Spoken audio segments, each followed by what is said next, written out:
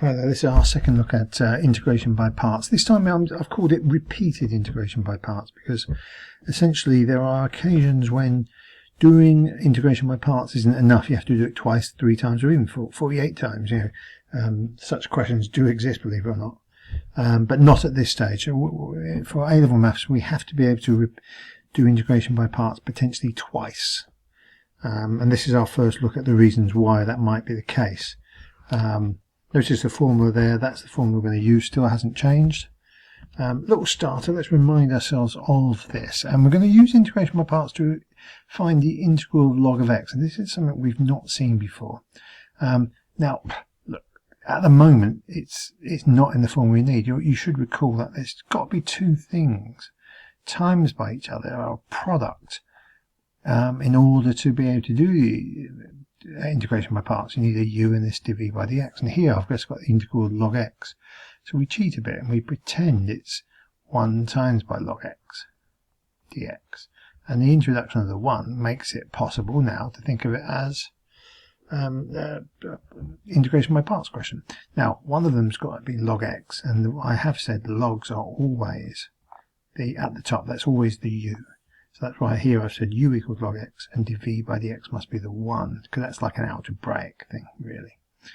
So on that basis, if u equals log x, therefore du by dx would be 1 over x, remember that rule, and v equals, and dv by dx is 1, and therefore if I integrate 1 I get x. And so this is going to be my I, and therefore my integral is uv, so x log x,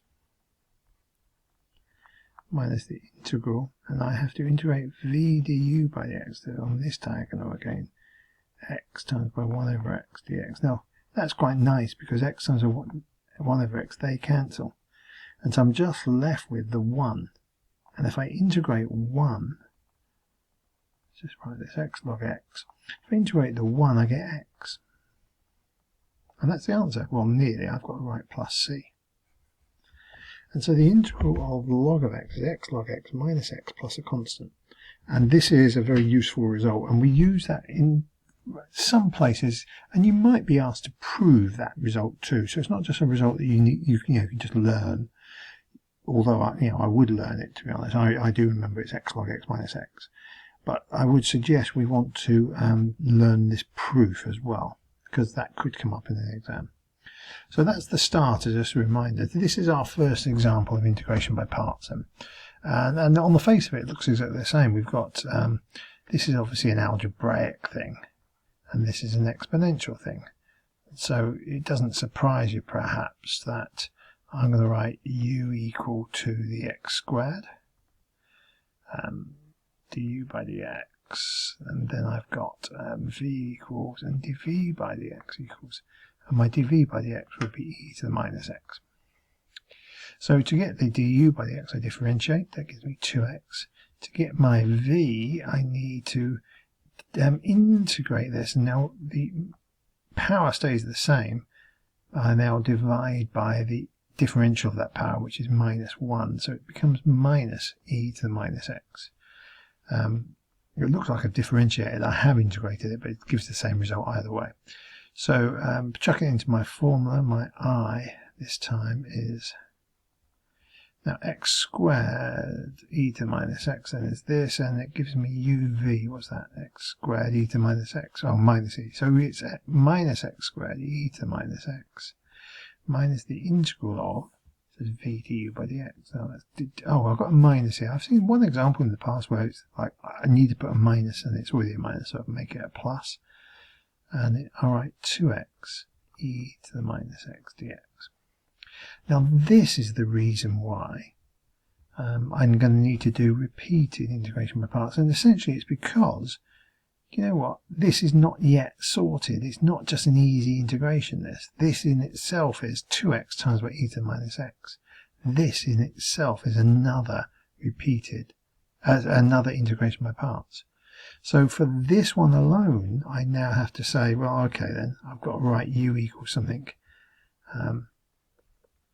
du by dx, and then v equals and dv by dx. So which one's which? Well, this is an algebraic thing again, and this is an exponential, so you can see the same rule applies. This is 2x, and this is e to the minus x. And I've already seen when I integrate that, I get minus e to the minus x. And nicely now, at long last, when I differentiate this, I get 2. That will be the reason why it suddenly can solve it. So my I now is equal to the minus x squared e to the minus x plus, well, got to integrate this now. So plus, I'm going to put in the big square bracket because it's going to be all of this. So uv, what's uv? That's 2x, oh well, minus 2x e to the minus x minus the integral of, and it's v du by dx, so it's these two again. It's got a minus, so it becomes a plus. I'm going to write 2e to the minus x dx. So what's that give me? It gives me minus x squared e to the minus x minus 2x e to the minus x. And what do I get if I integrate this? Well, I get minus 2e to the minus x plus a constant. It's quite a lot there, but you'll notice it's all got e to the minus x's, but the x squared, then x's, then a number, and then just a constant. And hopefully that says the same thing. I think it does. All of them negatives plus a c at the end. Yeah, that's right.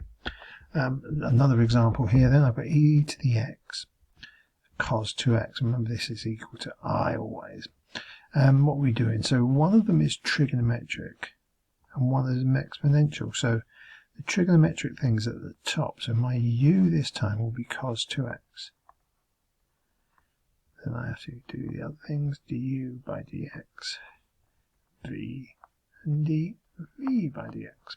So my dv by dx is my e to the x, because that's the exponential, and use my late rule. That's at the bottom. Nicely, if I integrate e to the x, I get e to the x. If I differentiate cos 2x, well, let's just remember our rule, sine cos minus cos. So cos becomes minus sine when I differentiate. And because I've got a 2 and I differentiate, it becomes minus 2 sine 2x. 2x stays the same. So I'll chuck this into my formula. I equals uv. U is v. So it's e to the x cos 2x. I could have written that either way around, doesn't really matter. Minus the integral of, and I multiply these together. One of them is a minus, so it becomes a plus. And it becomes 2e to the x sine 2x dx. And what you'll notice is this bit hasn't been tidied up at all. This needs more work. So I need to do exactly the same thing here. So u equals du by dx equals. And by the way, which one's which? Now again, the trigonometric thing is above the exponential thing. So I think this is sine 2x now. And my v and my dv by dx, this is 2e to the x. So when I integrate that, I get, well, e to the x doesn't change, so it's 2e to the x still. Sine, if I integrate sine, it actually goes off to the, differentiate. I nearly made a mistake there. I'm going down, so it becomes cos, but it's got 2 at the front, so it becomes 2 cos 2x. Okay, now let's chuck this in. I equals, now we had this, e to the x cos 2x plus, now might as well put this in the square bracket again, it's the plus, it's uv, so that's 2e to the x sine 2x minus the integral of, and it's that, 2e to the x times by 2 cos 2x dx. So I equals e to the x cos 2x. Now this is sorted, I don't mind that at all. 2e to the x sine 2x.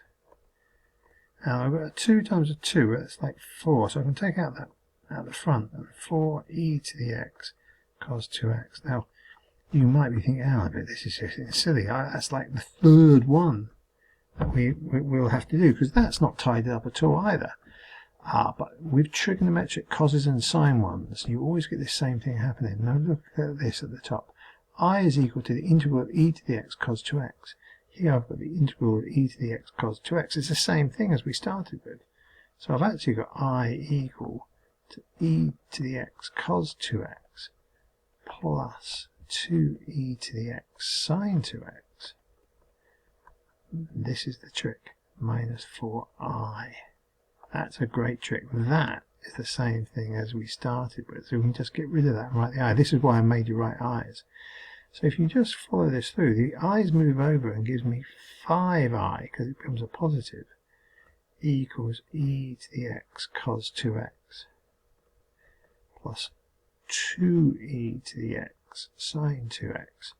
So by definition, my I is that over 5 plus 2/5 of that plus a constant. And by a little trick, it gives you the right answer. I've taken the 5th e to the x out as a common factor, but you can see everything else works. It's actually the trick that you need to be able to do. Now, get your head round that trick, by the way. That will come up again in lesson. But you'll notice a 5th of e to the x. It just worked out well, and it came about because of this spotting. With cosines and sines, you usually end up doing it twice, and on the second go you can replace this again with I, in this case 4i. So anyway, in class we're going to do exercise 11E, but only selected questions, because I've only shown you how to do what would be described as indefinite integrals. We haven't yet looked at the definite integrals where we have limits, and again they get a bit more complicated. Again, when you get a number here and a number here, it gets a bit more complicated on the repeated ones particularly. So that will do for now, and hopefully that makes sense for class.